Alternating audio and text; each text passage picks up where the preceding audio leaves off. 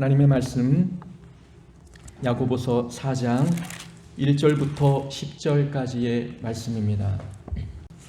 오늘 본문의 말씀을 통해서 다투지 말고 기도하라, 다투지 말고 기도하라 라는 제목으로 말씀을 함께 나누겠습니다.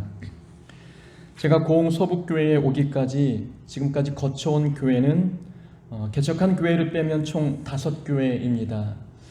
20여 년 동안 총 5교회를 다니다가 이제 고흥 서북교회를 만나게 된 것이지요. 제가 거쳐온 교회를 쭉 돌아보면 평안한 교회는 그렇게 많지 않았던 것 같습니다. 모든 교회가 크고 작은 갈등으로 어려움을 겪었습니다. 그 많은 사건을 다 이야기하기에는 시간이 많이 부족하지요. 어떤 교회는 목사와 장로의 관계에 갈등이 있고 어떤 교회는 목사와 성도 간의 갈등이 있었습니다. 또 어떤 교회는 성도와 성도 간의 갈등이 있어서 교회가 시끄러운 모습들도 많이 보였지요. 그 중에 기억에 남는 사건들을 몇 가지 짚어보면 어떤 교회는 목사님과 장로님과의 관계에 큰 갈등이 있었습니다. 그 갈등의 중심에는 돈 문제가 있었던 것이지요. 교회에 빚이 있었는데 장로님들은 그 빚을 빨리 갚기 위해서 목회자 사례비를 삭감했습니다. 빚을 갚기 위한 그런 좋은 핑계가 있었지만 사실은 어떤 목사님에 대한 미움의 감정을 그런 식으로 안갚음했던 것입니다. 지금까지 수많은 작고 큰 문제로 인해서 두 분 간의 관계가 큰 갈등 속으로 치닫고 있었는데 갈등의 정점에 도달하자 이제는 그 불똥이 사례비 삭감으로 이어졌던 것입니다. 목사님은 목사님대로 기분이 좋지 않았습니다. 당신이 올려달라고 해서 사례비를 올려받은 것이 아니고 장로님들이 알아서 올려주신 것인데 감정이 좋지 않다고 교인들에게 목사님 사례비가 많다고 부정적인 이야기를 하며 여론을 조성했고 그래서 분풀이하듯 사례비를 삭감한 일에 대하여 상처를 받으셨습니다. 목사님이 이 일에 대하여 인정하지 않으셨고 당신의 억울함을 대변하기 위하여 설교 시간에 당신의 입장을 이야기하셨습니다.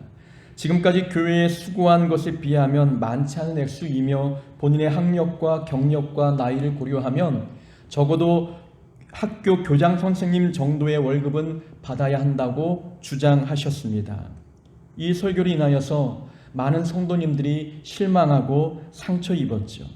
목사님의 말씀이 틀린 말씀은 아니라 할지라도 설교 시간에 자기 변명의 이야기를 하는 그 모습 자체에 실망을 금할 수 없었던 것입니다. 여기에 장로님들은 지지 않기 위해서 주일 예배 대표기도 시간에 기도를 통해서 목사님을 공격했습니다. 목사는 설교를 통해서 자기 변명을 하고 장로님들은 기도를 통해 그 기도를 무기 삼아 또 상대를 공격합니다. 은혜의 도구가 되어야 될 설교와 기도가 자기 변명의 도구, 상대방을 공격하는 수단이 되어버렸습니다. 목사님과 장로님이 싸우면 피해보는 자는 누구겠습니까? 당연히 교인들이겠지요. 목사님 말을 들어보면 그 말이 맞다. 목사님 편에 서는 사람이 있고 장로님 말씀을 들어보면 그 말이 맞다. 장로님 편에 서는 사람이 있었습니다. 교회가 두 갈래로 나누어져서 수년 동안 시끄러웠던 교회를 경험했지요. 저는 정말 이 교회를 다니면서 목사였지만 주일에 교회 가기가 너무 싫었습니다. 교회가 시끄러울 때 교회 가기 싫은 성도님들의 마음을 충분히 이해하죠. 토요일에 잠이 안 오는 겁니다. 내일 또 교회 가면 무슨 일로 싸울까? 내일 당회인데 또 그 자리에 앉아있는 나에게 불똥은 튀지 않을까? 잠이 오지 않을 정도로 주일이 싫었던 기억이 납니다. 또 목사와 성도 간의 갈등도 있었습니다. 한 성도님이 목사님 드시라고 직접 재배한 과일과 채소를 가져다 드렸습니다. 근데 목사님 댁에는 이미 그 채소와 과일이 많았던 거죠. 혼자 드시기에는 너무 양이 많아서 주변 사람들에게 나눠주었습니다. 이 사실을 그 성도님이 아셨습니다. 섭섭했고 좀 실망감이 들었던 것 같습니다. 마음이 섭섭해서 사람들에게 부정적인 이야기를 하고 다녔습니다. 우리 담임 목사님은 감사할 줄 모른다. 내가 준 것에 대하여 얼마나 그 선물이 하찮으면 당신 드시지 않고 사람들에게 나눠주었겠는가 라고 말하기 시작했습니다. 그 소문이 돌자 목사님이 또 큰 곤욕을 치루었던 것이지요. 어떤 교회는 교육부서 간에 다툼이 있었습니다. 유년부와 초등부 간에 큰 다툼이 있었지요.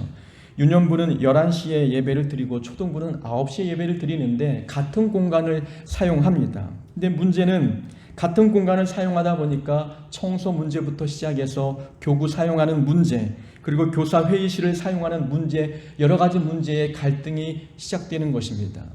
유년부는 예배를 드리기 전에 교사 회의를 해야 되기 때문에 교사실을 사용해야 되고, 초등부는 예배를 마치고 교사 회의를 해야 되니까 또 그 교사실을 사용해야 되는 겁니다. 사용하는 시간이 겹치는 거예요. 다른 공간도 많은데 꼭 그 공간에 들어가서 회의를 해야 되는지 저는 이해가 되지 않았습니다. 서로 양보하지 않는 겁니다. 마치 교사 회의실을 뺏기면 주도권을 잃은 것처럼 느끼는 것 같았습니다. 제가 말씀을 드렸습니다. 교사들이 그렇게 다투고서 어찌 어린 영혼들에게 말씀을 가르칠 수 있습니까? 말씀은 열심히 좀 부족해도 다투지 않는 모습을 보여주는 것이 더 옳지 않겠습니까? 라고 권면해도 듣지 않습니다. 결국 교회에서는 그 공간 안에 교사실을 하나 더 만들어 주었습니다. 그랬더니 이제는 좀 더 넓고 깨끗한 교사실을 우리가 먼저 사용하겠다고 다투는 모습을 보여주었습니다. 이러한 이야기들이 결코 남의 교회 이야기는 아닐 것입니다. 모든 교회는 이와 비슷한 사건들이 많이 발생합니다. 돈 문제, 사람 문제, 감정 문제, 자존심 문제, 알력 다툼, 당파 싸움들이 교회 안에 크고 작게 나타납니다. 어느 교회는 부서 소풍을 가는데 김밥을 싸가자, 아니 불고기를 해가자라는 음식으로 다툽니다. 어떤 교회는 목사님이 찬양대만 칭찬하고 교육부서는 칭찬하지 않는다고 다툽니다. 권사회에서 야외 예배를 가는데 누구는 산으로 가자, 누구는 바다로 가자, 누구는 들로 가자 싸우다가 결국 세 갈래로 갈라져 야외 예배를 가는 경우도 있었습니다. 세상 사람들이 볼 때는 정말 아무것도 아닌데 교회 안에서는 매우 중요한 일인 것처럼 목숨 걸고 싸우는 일들이 많습니다. 세상 사람들은, 예수 믿는 사람들은 서로 사랑하고 양보하며 의족해 지내는 줄 알고 있습니다. 그렇게 돼야 맞는 것이지만, 그러나 교회 안에 들어와 보면은 여러 가지 갈등, 분열, 다툼들이 끊이지 않습니다. 교회 안에서 다투는 사람들을 보면 자기가 옳고 상대는 틀렸다고 생각합니다. 내가 옳다고 생각하면 거기엔 답이 없습니다. 해결의 문제가 보이지 않지요. 근데 사람은 100% 객관적일 수 없습니다. 내가 아무리 합리적인 생각을 갖고 있고 내 의견이 아무리 객관적이라 할지라도 100% 객관적일 수 없습니다. 내 입장에서는 내가 객관적인 말을 하는 것 같지만 다른 사람이 볼 때는 100% 주관적인 이야기일 수 있는 것이지요. 사람은 원래 그렇게 부족하고 연약합니다. 결코 100% 객관적일 수 없기 때문에 내가 무조건 옳다, 상대방이 무조건 틀리다 말할 수 없습니다. 그런데 신앙인들은 이상하게 자기 신념이 강하고 자기 주장이 셉니다. 그걸 믿음이라고 생각해서 그런지 절대로 자기 주장을 굽히지 않는 것이지요. 자기 주장을 굽히는 것은 불의해지는 것이다라는 그런 착각을 해서 그런지 모르지만 어떤 방법을 동원해서라도 자기의 주장을 피력하려고 노력합니다. 갈등의 원인이 나에게 있는 것이 아니라 상대방에 있다고 믿어버립니다. 내가 옳고 네가 틀렸다. 이런 생각이 우리 안에 있으면 교회는 화평할 수 없습니다. 오늘 본문에 보면 싸움의 원인은 밖에 있지 않고 안에 있다라고 이야기합니다.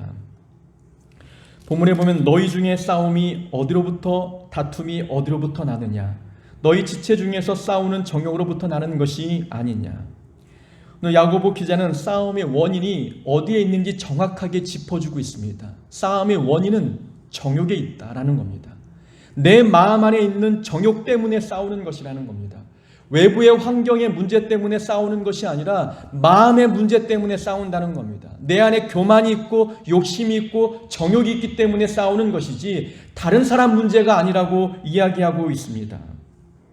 서두에 말씀드렸던 여러 교회들의 문제들, 그 문제들이 가만히 들여다보면 다른 사람의 문제가 아니었습니다. 어떤 교회 외적인 환경의 문제가 아니었습니다. 마음의 문제였죠. 지기 싫은 겁니다. 양보하기 싫은 겁니다. 그냥 상대가 미운 겁니다. 마음의 문제 때문에 생긴 갈등인데 우리는 내 안에서 문제를 찾지 않고 외부 환경의 문제의 원인을 돌립니다. 그 사람 때문이다, 당신 때문이다 라고 문제 원인을 다른 사람에게 돌리고 있다는 것입니다. 그러나 오늘 본문의 1절에서는 분명히 말씀합니다. 싸움은 정욕에서 난다. 우리 마음의 욕심에서 싸움이 시작된다라고 우리에게 말씀합니다. 지난주 수요일 본문을 보면 시기와 다툼이 있는 곳에는 혼란과 모든 악한 일이 있습니다. 혼란과 악한 일이 있게 되는 일들은 마음 안에 있는 시기와 질투 때문이라고 말씀하지 않았습니까? 모든 공동체의 혼란은 내 마음에서부터 시작이 되는 겁니다. 마음에 시기와 질투가 있고 미움과 그런 상대방에 대한 존중하지 못하는 마음들이 있기 때문에 이 마음이 잘못되어서 여기서부터 다툼과 싸움이 시작되는 것입니다. 빌리그리암 목사님이 말씀하셨습니다. 세상에 문제없는 교회는 없다. 만약 당신이 문제없는 교회를 만난다면 절대 그 교회를 가지 말라. 그 교회를 간다면 당신 때문에 문제가 생길 것이다 라고 말씀합니다. 참 공감이 가는 말씀입니다. 교회의 문제는 다른 사람에게 있는 것이 아니라 바로 나에게 있다는 겁니다. 다른 평화로운 교회를 찾아다니지만 내 마음이 평화롭고 내 마음이 고침받으면 내가 가는 그곳에서의 다툼이 사라지는 것입니다. 문제는 다른 데 있지 아니하고 내 마음 안에 있다는 것을 우리는 기억하고 발견해야 합니다. 욕심이 잉태한 즉 죄를 낳고 죄가 장성한 즉 사망을 낳느니라. 야고보의 말씀 아닙니까? 욕심에서 출발한 죄가 사망으로 이어지고 있습니다. 문제의 원인은 내 마음의 욕심이었습니다. 마음의 욕심만 딱 드러내면 전혀 문제가 되지 않는데 내 마음에 있는 시기와 질투만 딱 건져내면 내 마음의 미움만 제거해버리면 사람과의 관계에 문제없고 대중과의 문제에 관계없고 내가 어딜 가든 문제가 발생되지 않는데 내 마음에 문제가 있기 때문에 여기서부터 다툼과 갈등, 싸움이 시작되는 것입니다. 가인이 아벨을 죽였습니다. 가인은 아벨을 죽이면 모든 문제가 해결될 것으로 생각했죠. 하나님의 내 제사와 제물을 받지 않으신 이유는 아벨 때문이라고 생각을 했습니다. 아벨의 문제가 아니라 이건 가인의 문제 아니겠습니까? 그 마음에 악함이 있었습니다. 그에게 믿음이 없었습니다. 사랑이 없었던 것이지요. 내 안에 있는 문제를 싸움의 원인으로 발견해야 되는데 그 문제의 원인을 다른 사람에게서 찾고 외부 환경에서 찾고 있습니다. 다른 사람이 없으면 화평하는 것이 아니라 내가 마음이 바뀌어야 화평할 수 있습니다. 다툼의 원인은 외부에 있지 아니하고 내 마음 안에 있음을 오늘 본문 말씀이 우리에게 가르쳐주고 있습니다. 2절에 보면 너희는 욕심을 내어도 얻지 못하여 살인하며 시기하여도 능히 취하지 못함으로 다투고 싸우는도다. 너희가 얻지 못함은 구하지 아니하기 때문이요. 자, 얻지 못하는 이유가 무엇이냐? 원하는 것을 얻지 못하는 이유가 무엇이냐? 너희들이 강력하게 너희 주장을 피력하지 못해서 원하는 것을 얻지 못했느냐? 누군가와의 갈등의 상황에서 싸워 이기지 못해서 원하는 것을 얻지 못했느냐? 아니라는 것입니다. 기도하지 않아서 얻지 못하는 것이다 라고 오늘 본문이 말씀해주고 있습니다. 어떤 사람들은 원하는 것을 얻기 위해서 더 강하게 싸웁니다. 더 목소리를 높입니다. 더 논리적으로 반박하려고 합니다. 사람과 싸우려고 하는 것이지요. 사람과 갈등의 문제에서 그를 누르고 이길 때 내 원하는 것을 얻을 수 있겠습니까? 아니라는 것입니다. 사람의 방법으로 문제를 해결하여 원하는 것을 얻으려 하지 말고 기도하라고 말씀합니다. 문제의 해결의 열쇠는 하나님께 있기 때문에 기도하라는 겁니다. 얻지 못하였느냐? 구하지 않아서 그렇다라고 우리에게 말씀합니다. 기도의 능력을 믿는 사람은 다투지 않습니다. 싸움을 통해서 원하는 것을 얻으려 하지 않는 것이지요. 모든 열쇠, 해결의 열쇠는 하나님께 달려있다. 하나님이 해결하실 것이다 라는 것을 확고히 믿는 사람은 기도하는 겁니다. 내가 열심히 싸워 이겨서 내 뜻을 관철시켜서 그래서 원하는 것을 얻어내겠다. 그렇게 한다 한들 원하는 것을 얻지 못한다고 말씀합니다. 엘가나에게는 두 아내가 있었지요. 한나와 브닌나였습니다. 브닌나에게는 아들이 있었지만 한나에게는 아들이 없었습니다. 매년 실로에 올라가 하나님께 예배를 드릴 때마다 브닌나가 한나를 격동케 하였습니다. 아들 없는 한나를 무시하고 멸시했습니다. 그때 한나가 취했던 행동은 무엇입니까? 브닌나와 맞짱을 떴습니까? 공격한 대로 그대로 맞받아쳤습니까? 상처 주는 말이 돌아오면 다시금 그걸 몇 배의 값을 쳐서 다시 상처 주는 말로 대갚아 주었습니까? 아닙니다. 한나는 기도했습니다. 다른 사람이 볼 때에 정말 술에 취한 사람인 것처럼 간절히 하나님께 기도했습니다. 자기의 모든 자존심 내려놓고 자기의 모든 자아를 내려놓고 하나님께 어린아이 떼쓰듯 간절히 기도했습니다. 다툼을 통해서 사무엘을 얻은 것이 아니라 기도를 통해서 귀한 아들을 얻게 된 한나의 모습을 우리는 말씀을 통해서 보게 됩니다. 기도의 능력을 믿으면 다툼을 통해 얻으려고 하지 않습니다. 기도하는 거죠. 기도만이 해결이다 라는 믿음을 가지고 하나님을 찾아야 합니다. 지금까지는 너희가 내 이름으로 아무것도 구하지 아니하였으나 구하라 그리하면 받으리니 너희 기쁨이 충만하리라. 요한복음 16장 24절의 말씀입니다. 내 이름으로 아무것도 구하지 아니하였으나 그러나 구하라 그리하면 받으리라 말씀합니다. 하나님은 기도를 통해서 우리에게 공급해 주시겠다라고 말씀하고 있습니다. 정말 우리는 기도하면 하나님이 다 들어주시고 응답해 주실까요?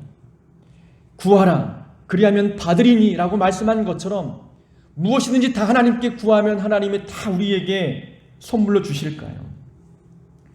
7월 26일에 제가 선을 보이기 위해 우리 교회에 와서 설교를 했습니다. 그때 기도에 대한 내용을 잠깐 말씀을 드렸죠. 하나님은 우리의 기도에 다 응답해 주신다고 말씀을 드렸습니다. 그러면서 하나님은 우리가 원하는 대로 응답해 주시느냐 아니면 우리에게 좋은 것으로 응답해 주시느냐라고 물었습니다. 하나님은 우리가 원하는 것으로 응답해 주지 아니하시고 우리에게 좋은 것으로 응답해 주십니다. 내가 A를 원하지만 하나님은 A라는 답을 통해서 우리에게 응답해 주시지 않을 수도 있다는 거예요. B가 우리에게 더 좋으면 그 B를 우리에게 응답해 주시는 겁니다. 하나님이 응답해 주시는 것은 우리에게 다 좋은 것입니다. 그러니까 우리가 기도할 때 하나님은 우리의 기도에 다 응답해 주시되 내가 원하는 방법대로 내가 원하는 것으로 응답해 주시는 분이 아니라 좋은 것으로 응답해 주시는 분이십니다. 하나님은 그렇게 좋은 것으로 우리에게 응답해 주시는데 두 방법을 통해서 응답하십니다. 하나는 yes라는 대답을 통해서 응답해 주시고 또 하나는 no라는 대답을 통해서 응답해 주십니다. 하나님은 우리의 기도에 yes라고만 말씀하지 않습니다. 안 돼 라고도 말씀하시는 것이지요. 안 돼라고 말씀하셨다고 해서 응답이 아닌 것이 아닙니다. 하나님 우리에게 좋은 것을 주시기 위해서 우리가 원하는 것에 노라고 말씀하실 때가 있다는 것입니다. 그러나 그렇게 말씀하셔도 노라는 대답을 통해서 응답해 주신 그 결과가 우리에게는 정말로 좋은 것입니다. 제가 공서북교회에 오게 된 것도 하나님께서 제 기도에 노라고 응답하셨기 때문입니다. 저는 개척교회를 계속 이어가고 싶은 마음이 컸습니다. 큰 계획과 그리고 나만의 목회 비전과 철학을 가지고 1년 동안 준비하며 교회를 개척했습니다. 하나님께서 그 과정 중에 돈이 없는 가운데서도 많은 물질을 채워주셔서 그래도 은혜 가운데 개척을 했지요. 3년의 계약 기간이 끝나고 건물주가 건물을 내놓으려고 했을 때 우리가 그 건물을 사지 않으면 우리는 쫓겨나야 할 상황이었습니다. 필요한 것은 돈이었습니다. 하나님께 돈을 달라고 간절히 기도했지요. 은행문을 열어서라도 대출이 되도록 해달라고 기도했습니다. 근데 모든 것이 다 막혔습니다. 하나님은 안 되라고 대답하신 것이지요. 그러면 안 되라고 대답하셨다면 그러면 어떻게 해야 되느냐라는 겁니다. 그런 와중에 이력서를 내게 됐고 하나님은 나를 어떻게 인도하실지 관찰하기 위해서 이력서를 냈습니다. 고민 끝에 마감날이 오늘이라면 오늘 소인 도장이 찍히게끔 해서 이력서를 보냈습니다. 그만큼 개척에 더 미련이 있었고 또 하나님의 계획이라면 이렇게 보냈음에도 불구하고 내가 된다면 그것은 하나님의 계획이겠다 생각했습니다. 하나님께서 제 기도에 노라고 대답하셨다고 해서 저에게 그 결과가 나빴습니까? 그렇지 않습니다. 하나님은 좋은 곳으로 인도해 주셨습니다. 정말 잠자리에 들기 전에 누워서 교회를 생각하면 감사가 나옵니다. 정말 하나님께서는 좋은 교회를 만나게 하셨구나 라는 생각을 가질 수밖에 없는 상황이 되게 하셨던 것이요. 하나님은 제 기도한 대로 응답하시는 것이 아니라 제가 기도한 대로 응답하지 않고 안 돼, 노라고 대답하시면서 하나님의 계획대로 인도해 가셨다는 것입니다. 그렇게 인도해 가셔도 그 결과는 우리에게 좋은 거라는 겁니다. 그러니까 하나님이 내 기도에 안 되라고 대답하셨어도 낭망하지 말아야 되는 겁니다. 하나님은 좋은 것을 우리에게 응답해 주십니다. 그러니 원하는 것을 얻고 싶다면 다투지 말고 기도해야 되는 것입니다. 간절히 기도할 때 하나님은 우리 기도한 대로 응답해 주십니다. 3절에 보면 구하여도 받지 못함은 정욕으로 쓰려고 잘못 구하기 때문이다 라고 말합니다. 자, 원하는 것을 얻기 위해서 다투지 말고 기도하라. 그런데 구하여도 기도해도 받지 못하는 이유는 정욕으로 쓰려고 잘못 구하기 때문이다 라고 말씀하고 있습니다. 기도해도 안 되는 것이 있습니다. 동기가 잘못되었을 때입니다. 정욕으로 쓰려고 잘못 구할 때 우리 기도는 응답되지 않습니다. 기도를 욕심을 채우는 도구로 사용하지 말아야 합니다. 이 3절의 말씀은 기도를 욕심을 채우는 도구로 사용하지 말라라고 우리에게 말씀해 주고 있습니다. 정욕을 채우기 위해서 기도를 무기 삼지 말라는 거예요. 자기 욕심을 가득 채우기 위해서 하나님이 은혜의 도구로 주었던 기도를 함부로 사용하지 말라고 말씀하고 있는 겁니다. 기도는 욕심을 채우는 도구가 결코 아닙니다. 하나님은 기도를 통해 우리의 필요를 채워주시지만 욕심을 채워주는 분은 아닙니다. 하나님 우리의 필요를 채워줍니다. 그러나 욕심을 채워주는 분은 결코 아니라는 것이지요. 그 기도의 목적을 분명히 알아야 합니다. 하나님께서 우리의 필요를 채워주시려면 하나님과 우리의 관계는 어떠해야 합니까? 하나님과 친밀한 관계에 있어야 되는 거예요. 그래야 내가 필요한 것이 무엇인지 하나님이 아십니다. 부모는 자녀에게 필요한 것이 무엇인지 알지요. 그래서 필요한 것을 채워줍니다. 때로는 달라고 할 때 채워주기도 하지만 달라고 하지 않아도 미리 알아서 채워줄 때도 있지 않습니까? 관계를 통해서 아는 것입니다. 그 기도는 하나님과의 관계를 쌓는 겁니다. 하나님과 친밀해지는 시간입니다. 그 기도를 통해서 하나님과 친밀해질 때 하나님은 기도하는 하나님의 자녀들에게 필요한 것을 채워주십니다. 근데 기도를 알라딘의 요술 램프처럼 생각하는 사람들이 있지요. 램프를 문지르면 지니가 펑 하고 나타나서 소원을 들어주는. 그러니까 램프를 문지르는 사람은 이 램프 안에 있는 지니와 어떤 친밀한 관계가 아니어도 됩니다. 그저 문지르면 펑 하고 나타나서 문지른 사람의 소원을 들어주는 거죠. 기도를 그렇게 생각합니다. 하나님께 기도하면 무조건 나에게 원하는 대로 하늘에서 뚝 하고 선물이 떨어지는 줄로 착각한다는 겁니다. 하나님과의 관계, 친밀한 관계가 선행이 되어야 되는 겁니다. 기도는 하나님과의 관계를 쌓는 좋은 시간입니다. 기도의 목적은 우리의 뜻을 이루는 것이 아니지요. 기도의 목적은 하나님의 뜻을 이루는 시간입니다. 기도는 내 뜻을 관철시키는 도구가 아닙니다. 하나님의 뜻을 내 뜻으로 받아서 하나님의 뜻에 복종하는 것, 그것이 바로 기도의 목적입니다. 기도의 목적을 바로 알아야 바른 기도를 할 수 있게 되는 것이지요. 기도를 통해 자신의 욕심을 부풀리려 한다면 기도의 동기가 잘못된 것입니다. 저는 기도의 동기가 올바른지 아닌지 저만의 나름대로의 기준을 가지고 그 내용들을 확인할 때가 있습니다. 우선 기도할 때 내 기도가 응답이 될 때 이 응답되는 기도를 통해서 하나님이 영광 받으시냐, 그 모든 사람들에게 유익이 되느냐를 생각합니다. 자, 우리가 하나님 앞에 막 간절히 기도했습니다. 그럼 내가 기도한 그 기도 제목들이 다 응답이 되었을 때 하나님이 영광 받으시고 모든 사람들이 유익이 되느냐를 생각해 봐야 되는 겁니다. 나에게만 유익이 되고 누군가에게 피해가 돌아간다면 이것은 올바른 동기에서 나온 기도라 할 수 없습니다. 교회를 개척했더니 어떤 목사님께서 말씀합니다.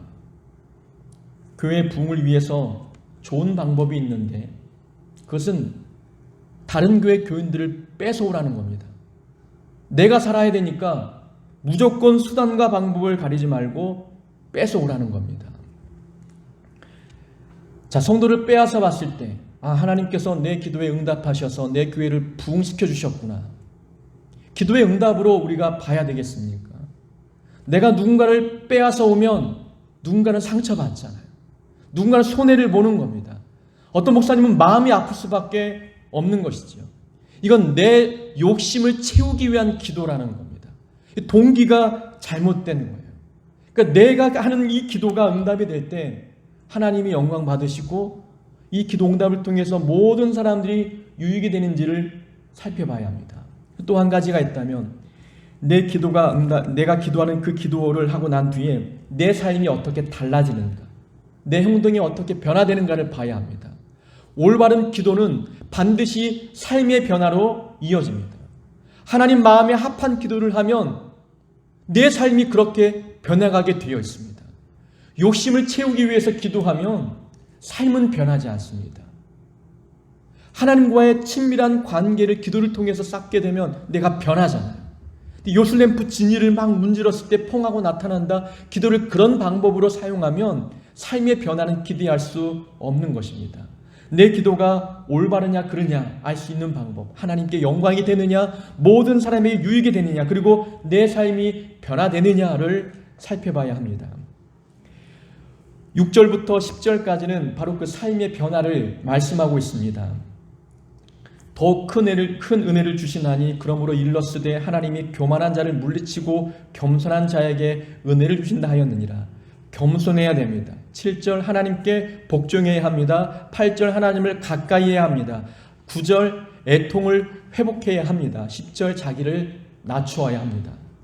1절부터 4절까지는 기도에 대한 내용들을 말씀하다가 6절부터 10절까지는 행함에 대한 이야기를 하고 있죠.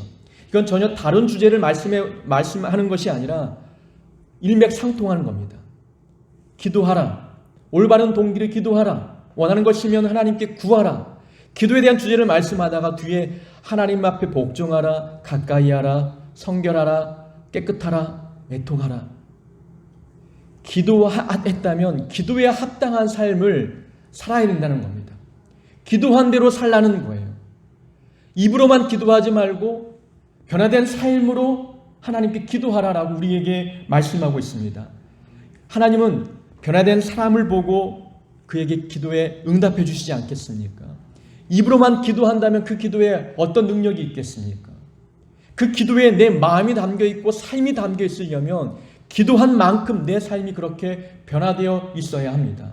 올바른 기도를 한 사람은 삶이 변할 수밖에 없습니다. 말씀드린 대로 기도는 하나님과의 교제의 시간이기 때문에 기도하며 하나님과 친밀한 교제를 이루면 삶이 변화되는 것입니다. 그런 변화된 삶이 보일 때 그 사람이 하는 기도는 동기가 올바를 수 있는 것입니다. 6절에 말씀하기를 더욱 큰 은혜를 주시나니, 더욱 큰 은혜를 누가 주시느냐? 하나님께서 주십니다. 자, 주시는 분이 하나님이다라고 우리에게 강조합니다. 주시는 분은 하나님이기 때문에 우리가 누구에게 매달려야 되느냐라는 것을 깨닫게 되는 거죠. 하나님 우리에게 큰 은혜를 주시는 분이시다. 그러니 사람과 싸우지 말고 하나님께 기도하라는 겁니다. 하나님께 매달려야 된다는 것을 우리에게 말씀합니다. 하나님께서 주시는 분이십니다. 주시기로 작정하셨다면 사람이 막을 수 없습니다. 그래서 우리는 누군가 방해해도 하나님이 주시기로 작정하셨다면 반드시 우리에게 주신다는 것을 믿어야 됩니다. 저 사람 때문에 안 돼, 저 사람 때문에 되는 게 없어, 사람을 원망할 필요가 없는 거죠. 그 사람이 하나님의 계획을 막을 수 없기 때문에 그렇습니다. 나에게 복을 주시기로 작정하셨다면 누가 방해를 해도 절대로 하나님의 계획을 막지 못합니다. 요셉의 인생이 그것을 증명해주고 있지 않습니까? 우리가 창세기를 오늘 새벽까지 해서 50장까지 딱 마쳤습니다. 요셉의 이야기는 참 감동적인 이야기입니다. 요셉의 인생을 형들이 방해하고 그의 꿈이 이루어지지 않도록 회방 놓았지만 하나님은 반드시 이루지 않았습니까? 하나님께서 주기로 작정하셨다면 막을 자가 없다는 겁니다. 그러니 누군가와 다툴 이유가 전혀 없는 것입니다. 내 원하는 것을 얻기 위해서 싸울 필요가 없는 것입니다. 그 사람 하나님의 계획 막을 수 있는 존재가 결코 아닙니다. 그런 하나님께서 우리에게 큰 은혜를 주십니다. 큰 은혜를 주신다는 거 우리가 곰곰이 묵상해 보면은 참 은혜가 됩니다. 하나님이 주시는 큰 은혜는 꼭 우리가 원하는 것이 아닐 수도 있습니다. 내가 원하는 것이 아닐 수도 있다는 거죠. 고난을 통해서도 큰 은혜가 임할 수 있다는 거예요. 환난을 통해서도 하나님의 큰 은혜는 임할 수 있다는 겁니다.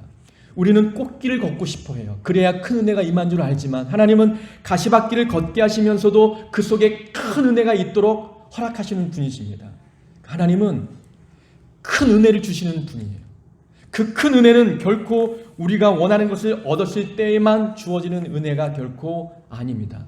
원치 않는 환경에 놓여도 원치 않는 것을 얻게 돼도 거기에는 하나님의 은혜가 있는 것입니다.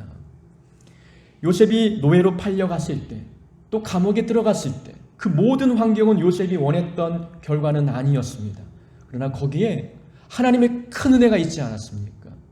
내가 원하는 환경이 아니었는데, 내가 바라던 삶이 아니었는데, 그러나 그 안에 믿음을 갖고 들어가 보니 하나님께서 큰 은혜를 부어주셨습니다. 그런 하나님의 큰 은혜가 이런 삶에도 부어진다면 사람과 다툴 이유가 결코 있지 않습니다. 사도 바울이 하나님께 간절히 기도했습니다. 육체의 가시를 좀 제거해 달라고 기도했지요. 근데 기도대로 되지 않았습니다. 육체의 가시가 제거되지 않았다고 해서 바울에게 큰 은혜가 없었느냐? 그렇지 않습니다. 오히려 바울은 내 능력이 약한 데서 온전하여짐이라 고백했습니다. 육체의 가시 때문에 고통과 환난만 느끼는 줄 알았는데 육체의 가시가 하나님의 전능하심을 체험할 수 있는 좋은 기회가 되었습니다. 아, 여기에도 하나님의 큰 은혜가 부어질 수 있구나라고 생각합니다. 우리는 환경을 바꾸면 큰 은혜가 임한다 생각합니다. 저 사람만 없으면 큰 은혜가 더 임할 것으로 생각합니다. 아니라는 것이죠. 그런 상황에서도 하나님은 우리에게 큰 은혜를 부어주시는 분이십니다. 그러니 사람과 다툴 필요가 없음을 기억해야 합니다. 다툼은 하나님의 성품이 아닙니다. 하나님은 삼위일체 하나님 아니십니까?